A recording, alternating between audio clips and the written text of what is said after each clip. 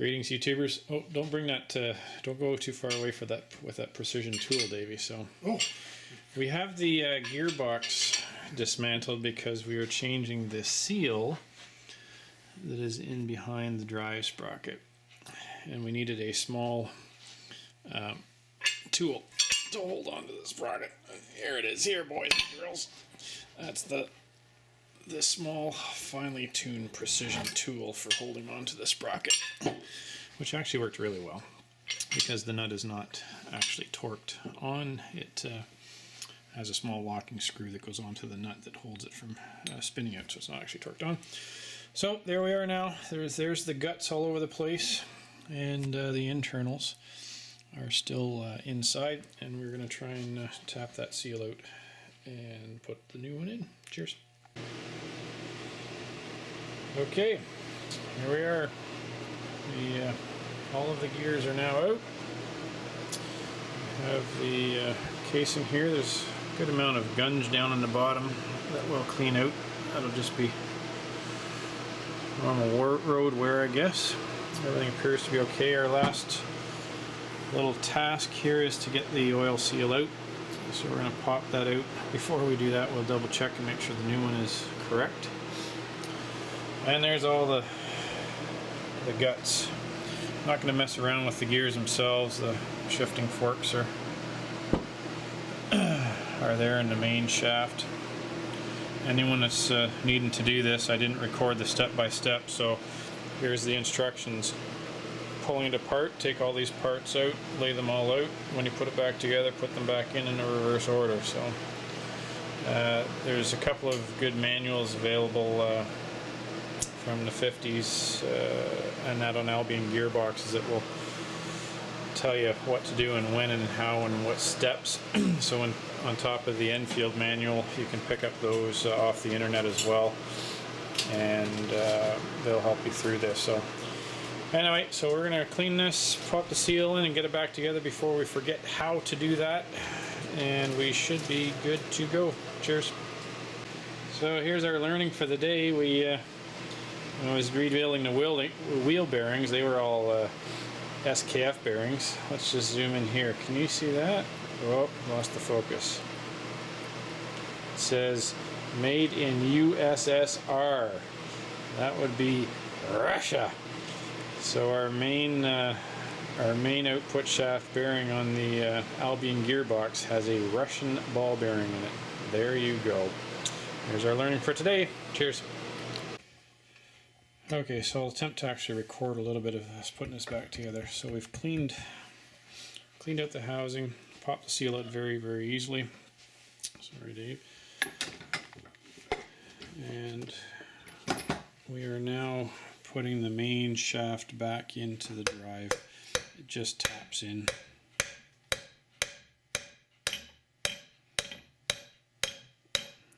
And I'll hold a pause there and I'll come back once that's in. Okay, so we've got the shaft in and the new seal is in. Tap that in. Now we've got this spacer washer that's been machined. You can see the keyways that runs down, and it will just slide down, and we'll tap that down inside of the seal, and then we'll be almost done on the outside. Okay, so the end seal's in, and the spacer washer that goes in there. We are now going to put the gears back in. They come out and go in as one big chunk into the gearbox. So that's next step. Okay, so we got the gear cluster in.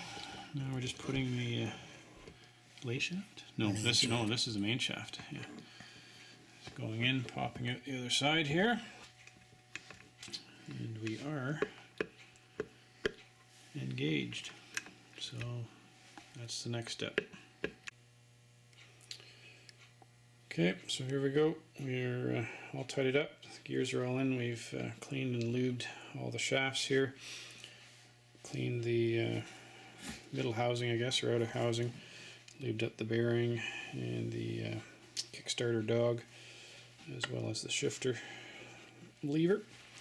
And we're just going to seal her up, jam her together.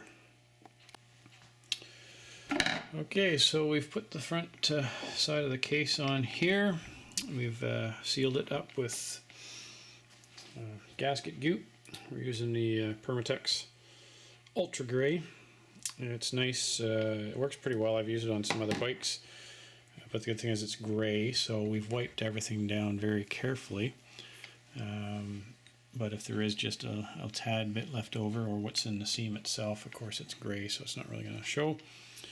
We're in the process now of just putting the sprocket back on, the drive sprocket. There's a felt seal inside of here that seals between the two shafts. And there you go. Then we'll put the rest of the those bits there back on the outside. Okay, we kind of skipped a few steps, didn't record them all, but we've got the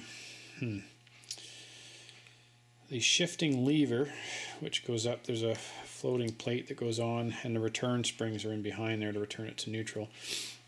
And then there's a dog in there that engages for the neutral finder. Oops, sorry.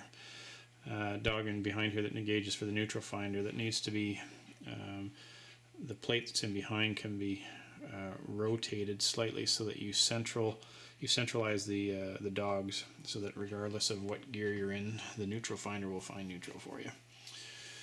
So we are now done. The clutch rod, for anyone that doesn't know Enfield's or Albion gearboxes, the clutch cable comes down on this side of the gearbox, and over here engages a lever. It's in the bag here, but basically the cable's up in this end. It pulls it out, pushes it in, pulls it out, one or the other, shoves this rod in here, which drives all the way through the drive shaft and disengages the clutch on the other side. So that's some pretty crazy stuff those Brits came up with. So this is the drive shaft that's the clutch is on, that's being driven from the primary drive off of the engine, and then it goes inside of the gearbox through the gears and back out to the final drive to the chain. So it's quite the mechanism. So quite complicated compared to the fairly simplistic 70s designs of the Japanese, but there you have it. Cheers. So quick update. Day 2 of the rebuild here. We don't work too fast or hard.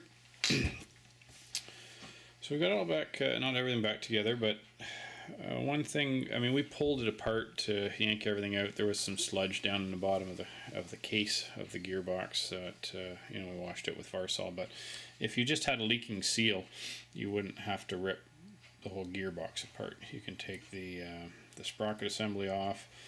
You should be able to put a couple screws into the seal, pop the seal out, pop the new seal back in, and Bob's your uncle. But we ended up taking it apart to do a visual inspection. There was absolutely zero visible wear on anything, being only 6,700 miles on the bike. And we're just slapping her back together, making sure that we've resealed the casing halves, I guess, or portions, so that we're hopefully not going to get any oil leaks. We'll see if we can get rid of the name Royal Oilfield and see if we can make this a oil-tight motorcycle.